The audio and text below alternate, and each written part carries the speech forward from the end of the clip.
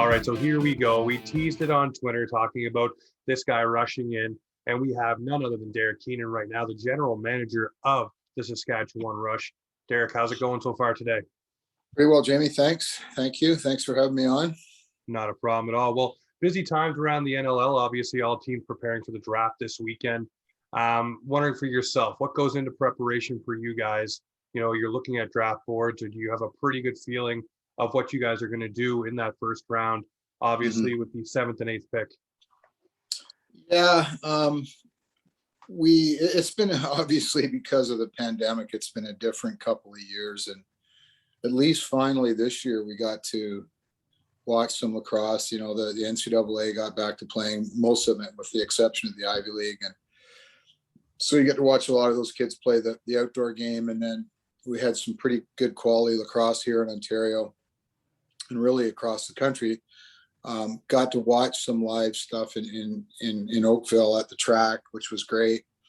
But most of it was online stuff that we watched. But you get a pretty good idea of what you're looking at, and we have a good idea what we're looking for, especially with those first two picks. And then obviously a lot of it comes down to what happens in front of us. So, and that's can be uncertain. No, definitely. Well, you got to watch other teams too, of course. But for yourself, you look at this team last year and what they are, not last year, I guess the last time we got to play. It's very hard to wrap your head around that sometimes. But you look and see what happened with your squad, 7-3 last time we got to play. What do you think your weaknesses were? And are you going to address those through the draft? Are you looking to address those through the trade? Are you looking to free agent? What are you doing there? Well, it's been so long since we played, and that season, the shortened season, obviously we had a really good record. Defensively, I thought we were excellent. We struggled to score early in the season, but then, toward the last four games prior to the shutdown, we were really picking up our offense. So, but there's been some changes. I mean, through attrition, through free agency, through a couple trades that were kind of out of necessity, like trading Ben McIntosh to Philadelphia was a situation where he moved there, lived there, is living there, would have been an unrestricted free agent of that part of that group. So the chances of us keeping him were probably pretty slim. So I thought we made a nice deal. We got a real good player in Josh Courier and 2 first-round picks. So, and then the rest of it, I mean, we made a nice trade to get Mike Mallory. I like his size on the right side of our offense. We needed a little bit of that. Had a good draft pick last year in Marshall Powless and Connor McClellan, both guys we expect to play this year. So it's been kind of building over the last couple of years. And then I think the free agent signing of Matt Beers was huge. I mean, we lost Jeremy Thompson. It's going to hurt us in the face-off dot, but I think Mike Messenger and maybe a couple other guys can step up and do that job adequately. We'll get some training prior to training camp and deal with that. But overall, I think our defense is going to be outstanding. We still have our veteran core, but we're mixing in some young guys too, and I think that's really important. McClelland, as I mentioned, Tristan Rye, who we got in a trade, kid from Edmonton, got in a trade right before the shutdown a couple of years ago. Another guy we drafted last year in the second round, Bobby Kidd. We really like his athleticism. So, this year it's a situation where, we're looking to fill probably spots for next year because a couple of our veteran guys will be unrestricted free agents without ability for us to franchise tag them. So we'll be looking at guys probably going back to school for another year, but we'll see what falls there at 7 and 8. No, definitely. Well, that's a good thing about having 2 picks in the first round. You get 2 cracks at looking at guys that you want to get for your roster. Before we jumped on, I know a little bit about you and what you've done throughout your career. Obviously, coming in the NLL and being the rookie of the year yourself, what are you looking at for your young guys coming in, and what are your expectations? Because you've been through that grind and you know what it takes to be the top kind of rookie throughout the league. So what are you expecting out of these young guys that you're going to promote into the lineup? Well, it's a bit of a tough comparison because I was 31 years old. And, Listen, you know, nobody took away from Artemi I, Panarin. No one's I taking away played, from you. I played nine. Yeah, they were calling me Sergei Makarov. Exactly. So no, uh, I mean, I played 10 years of senior lacrosse, so, or 8 years or 9 years, whatever it was at the time. But no, the biggest thing, honestly, like, and this was the thing you learned through maturity. And, at 31 years old, you figured out by then that when you go into a training camp to start a season, you got to be fit. Yeah. And that's the number one thing that we emphasize as an organization, as my coaching staff. And when I was on the coaching staff, that, that message goes out right after the draft. And now then from there, they've got a couple months to prepare physically. And if a guy shows up at camp not fit, it's a non-starter. He's just not gonna. The NLL is such a highly competitive and intense and fast physical game that if you don't have yourself prepared physically, then you're just not going to cut it. That would be the first thing. The next part is, from a mental aspect, to come in and enjoy it. Have fun. We've got a great group of guys, great leadership. They always make guys feel welcome. And, we've got, like I said, we got some young rookies this year that we drafted last year. We expect to play in McClellan and Paulus and kids. So, but our guys are going to make them feel comfortable and hopefully they have as much fun as the veteran guys do. Oh, definitely. Well, we talked to Dan Richardson last night. Obviously, he called you guys a rival, and was talking the same thing about conditioning. Talking that you can't really do much within the confines of the NLCBA with the Players Association. Of making sure guys are doing things, but the expectation you can set, and being away for now a couple of years now and coming back to the team. What are you, I guess, stressing to guys that are already a part of this organization and are going to be coming back? We talked about conditioning, but for you, what do you want to make sure they're up to speed with and ready to go with that you can do without saying, hey, you have to or should be doing this, because you got to work around the confines of what you have and structure. The veteran guys that have been around for a while and around our organization, they know exactly what needs to be done. So it's the younger guys that you need to make sure that they're prepared. And the good thing is, like I said, the guys are used to playing year round now. And last year didn't happen much. This year, a lot of guys got to play, even out here in Ontario. On Monday nights, a lot of NLL guys are getting together and playing some up and down 4-on-4, and just to get themselves prepared from a skill perspective going into the season. In terms of the fitness, we know what the expectations are. That's not an issue at all with most of the core veteran guys, and then the younger guys feed off that. They've got some of the younger guys this late summer have got to play with NLL guys, and they get a kind of a view of what it takes to get to that level. So that's what we expect, and I expect, though, like, let's be honest, there's going to be a little bit of rust from a fundamental perspective, because especially when the pace quickens, but that won't take long. These guys are pros, and when you get to that level, it's kind of like riding a bike. You may fall off a couple times when you get back on, but then you're gonna figure it out pretty quickly. No, definitely do. Something I want to know from your perspective, obviously, you've been a part of a lot of championship teams. You came into the league, you won back-to-back championships as a player. You've won, as an assistant coach. You've been through all those rigors. For you, watching those things, not only as a player, but as you went on, what did you take away from each team that you're saying, hey, now as a general manager of the Saskatchewan Rush, these are things that I know work. These are things I know that don't work. And these are the things I need to make sure are always a part of each team, because you've won a championship with different organizations. So there must be a common theme throughout, winning those championships. Yeah. I mean, first of all, there's typically no substitute for talent. So you have to have talent. You mean hard work doesn't work at all? Yeah, it's nice to have both. And you have to really have both. But no, you have to have the talent, and then from a coaching perspective, even a player perspective, when you have that talent, then you get buy-in. Buy into the systems, buy into even the off floor kind of protocols and what the expectations are. You get buy-in there, and then you have to be adaptable too, both as a general manager, a coach, and player.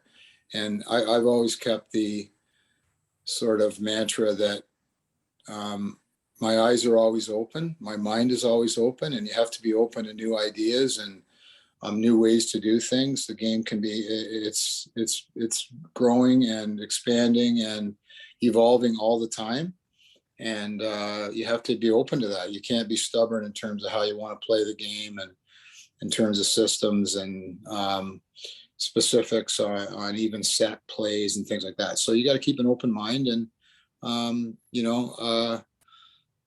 leadership's really important, and I believe in leadership as a group, though, not one guy kind of thing, because what happens if that one guy gets hurt or gets sick, and then you just all pack up and go home, or does somebody else pick up the torch? So leadership group's really important, and I think we're strong in that area. So yeah, those are some of the things that I look for as both a player and coach and general manager.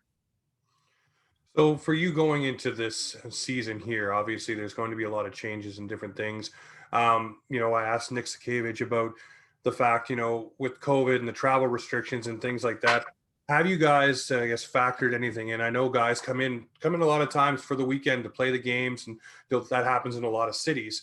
Have you guys thought of any of those kind of things? Is that something that's come across the radar? I know we are months out before the season starts, and lots can change, Yeah. as you know. But is there things that you guys have already spinning, like those wheels of communication, just to try to figure it out with guys and let them know, hey, we got you in this situation or that situation? Because I'm sure there's a lot of questions flying.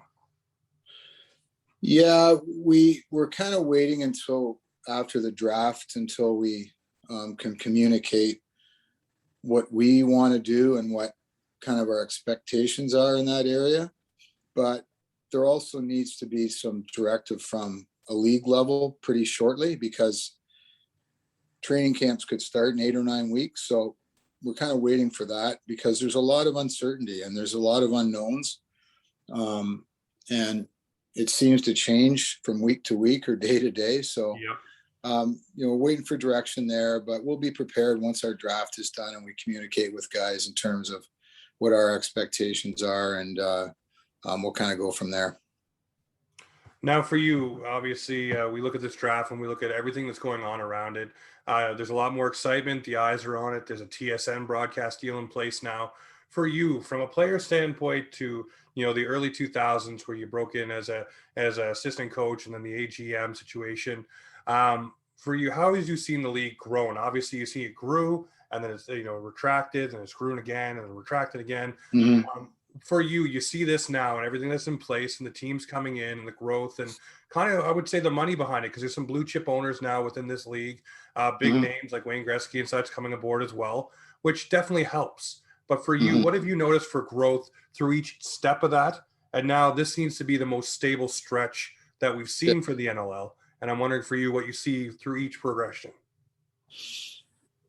Yeah, it's been interesting, that's for sure. I mean, when you think about the league started way back in the mid to late 80s as like a 4-team league. And even when I played in the early 90s in Buffalo, it was, I don't know, 6 teams. And, there was no franchises. The league was owned by 2 guys, and it was different. So now they're all franchises. And teams have come and gone.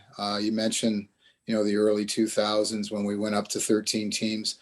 I really thought at that point the quality of play dropped significantly, because probably there wasn't a strong enough player pool to support it.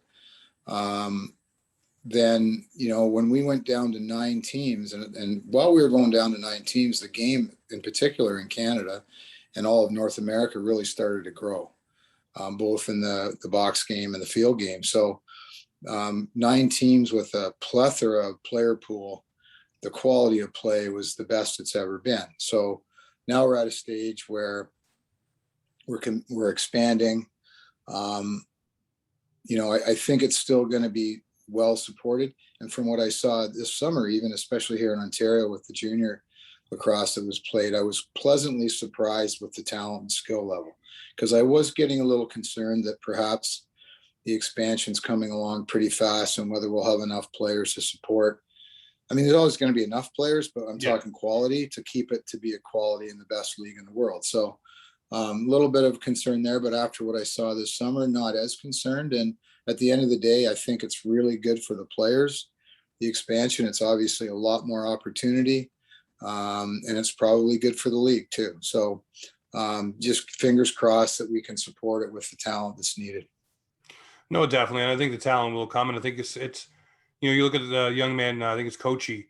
He's got his hype video out for the draft and things like that. So you got players coming from different parts of the world too that want to be a part of the NLL.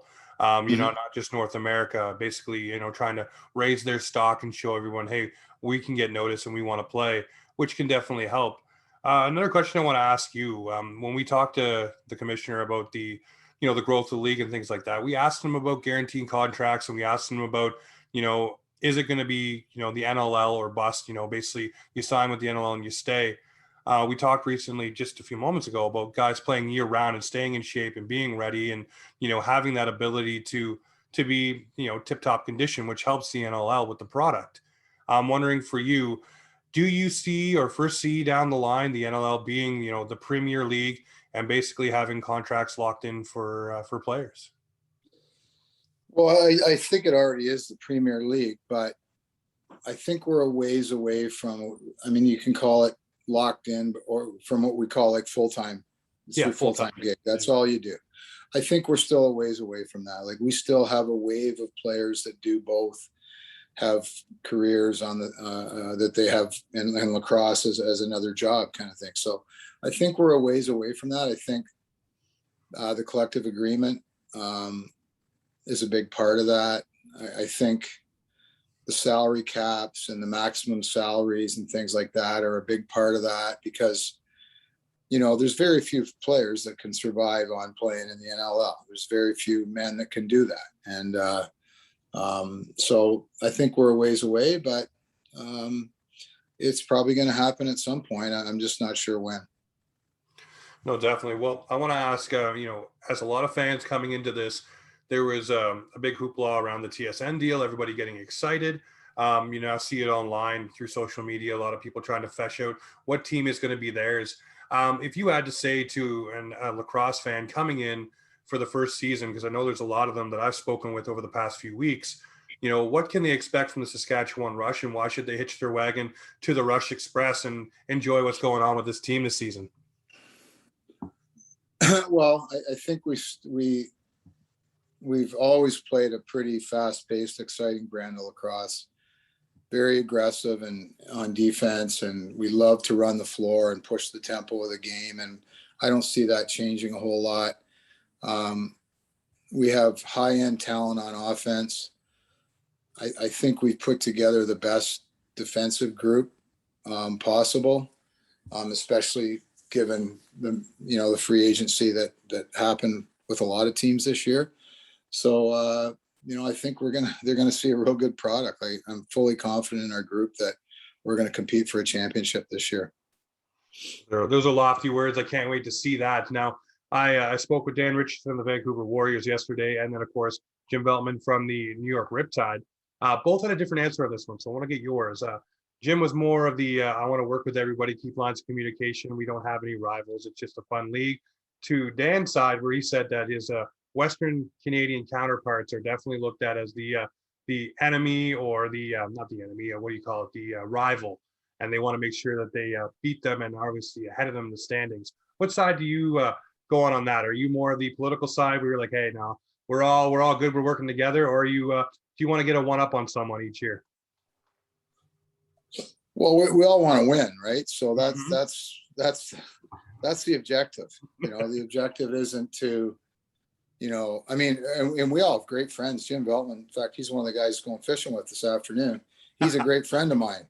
Yeah. So, but that doesn't mean that I'm gonna, cut him a break in a trade, or cut a break with Vancouver or whomever it might be. Like Yep. it just doesn't happen, because at the end of the day, the objective is to win a championship. So every GM, every coach is going to do their very best to put the best team together to accomplish that. So you can call it rivalry, you can call it enemy, whatever it is, but it's just really will to win, and the will to put the right things in place to try to accomplish that. Well, this season's going to be fun. We're all excited for the NL to come back. We look forward to having you here, hopefully in Halifax this year. If not, look forward to getting out to Saskatchewan to catch a game. But Derek, I want to thank you very much. Good luck at You the bet. draft this weekend. Yeah, I think we're in Halifax for the first game of the season on December 5th, I believe. So I do think you are actually. Yes. yeah. Looking So at it. it wouldn't have been my first choice to start the season, to be honest, especially for our West Coast guys. I think Halifax are going to be pretty good, and but we'll see. We had a heck of a barn burner there a couple of years ago. It was one of the wildest games I've ever been involved in. So, well, the atmosphere in Halifax, man, we love the lacrosse, we love the Thunderbirds, and anybody coming to play them. So the rink is always rocking. Yeah, for sure. It's a lot like Saskatoon, actually, very much so. Well, I can't wait to get down to see a game. Well, sir, enjoy the fishing trip this afternoon. Say hi to Jim and take care of yourself. All right, guy. All right, thanks, man. Cheers.